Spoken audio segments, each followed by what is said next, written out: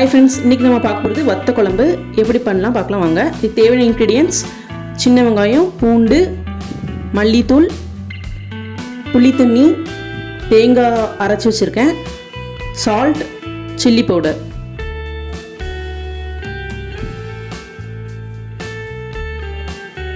இப்போ ஒரு கடாயில் ஆயில் ஹீட் பண்ணிவிட்டு அதில் கடுகு சேர்த்துக்கோங்க. அது நல்லா பொரிஞ்சதுக்கப்புறமா உளுந்து பருப்பு ஆட் பண்ணிக்கோங்க, தாளிக்கிற பருப்பு.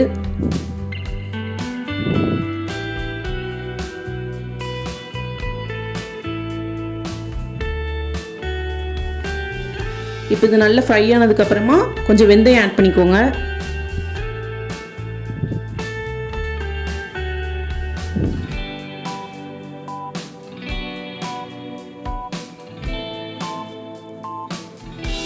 இதில் பூண்டு, சின்ன வெங்காயம் ஆட் பண்ணிக்கோங்க.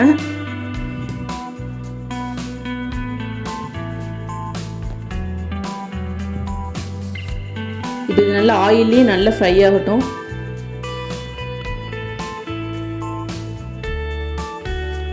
அதோட கலர் கோல்டன் ப்ரௌனாக சேஞ்ச் ஆகிற வரைக்கும் நல்லா அதில் ஃப்ரை ஆகட்டும்.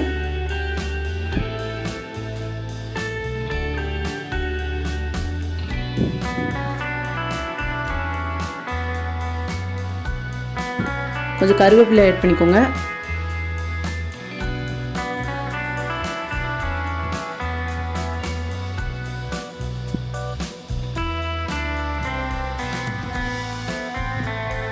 இது நல்லா ஃப்ரை ஆனதுக்கப்புறமா நம்ம ரெடி பண்ணி வச்சுக்க புளி கரைசலை அதில் ஆட் பண்ணிக்கோங்க.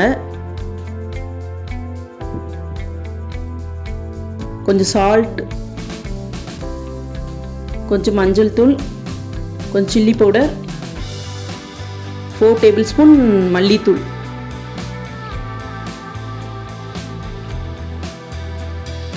எல்லாத்தையும் ஆட் பண்ணி நல்லா மிக்ஸ் பண்ணி விட்டுருங்க.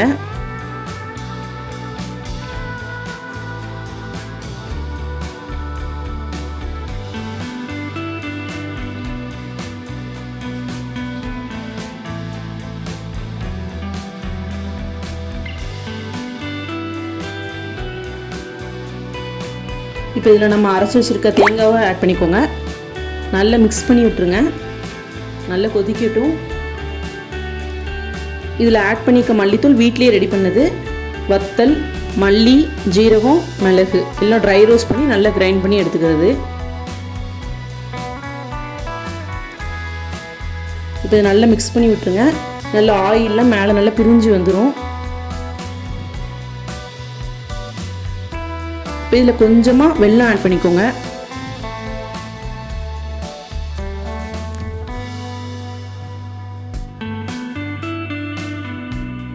இப்போ நல்லா மிக்ஸ் பண்ணிவிட்டு ஒரு 5 மினிட்ஸ் நல்லா கொதிக்கட்டும்.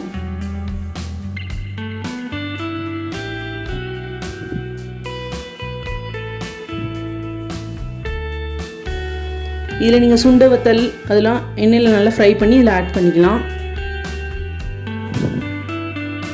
இப்போ நல்லா ரெடி ஆகிட்டு ஆயிலெலாம் மேலே வந்துருச்சு.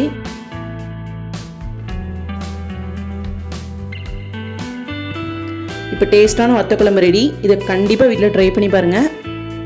மறக்காமல் நம்ம சேனலை சப்ஸ்கிரைப் பண்ணுங்கள். பக்கத்தில் இருக்க பெல் ஐக்கானை ப்ரெஸ் பண்ணுங்கள். அப்போ தான் நோட்டிஃபிகேஷன் வரும். தேங்க்யூ.